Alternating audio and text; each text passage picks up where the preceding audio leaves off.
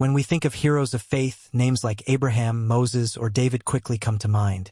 But hidden in the pages of Scripture is the story of a woman that many would have written off, Rahab of Jericho. Rahab was known in her city as a prostitute. In the ancient world, this was one of the lowest places a person could be in society.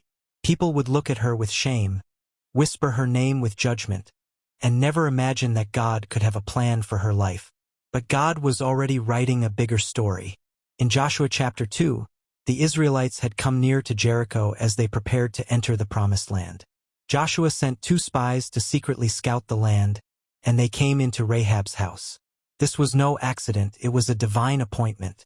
When the king of Jericho heard that spies had entered the city, he sent soldiers to Rahab's house. But Rahab did something no one expected. She hid the spies on her rooftop and told the soldiers they had already left.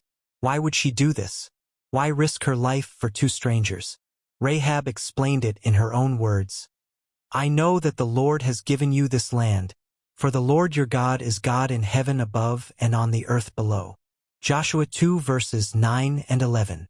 Despite her past, Rahab had heard of the God of Israel, the one who parted the Red Sea, the one who gave victory in battles. She believed, and that faith gave her courage. Because of her faith, the spies made her a promise. When Jericho fell, she and her family would be spared.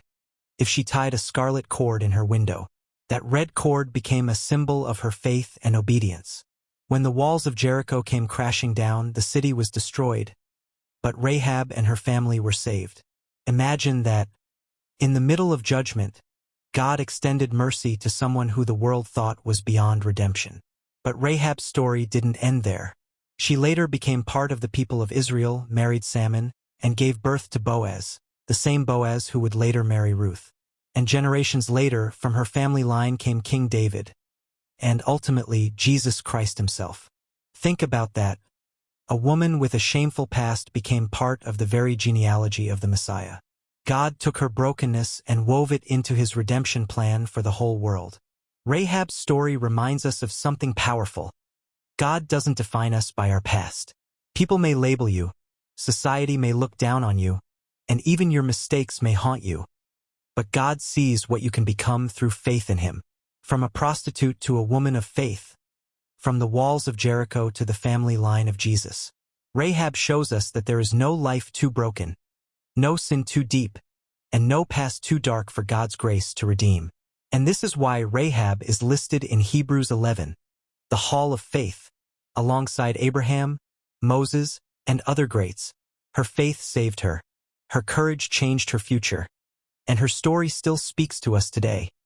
Your faith, not your past, determines your destiny.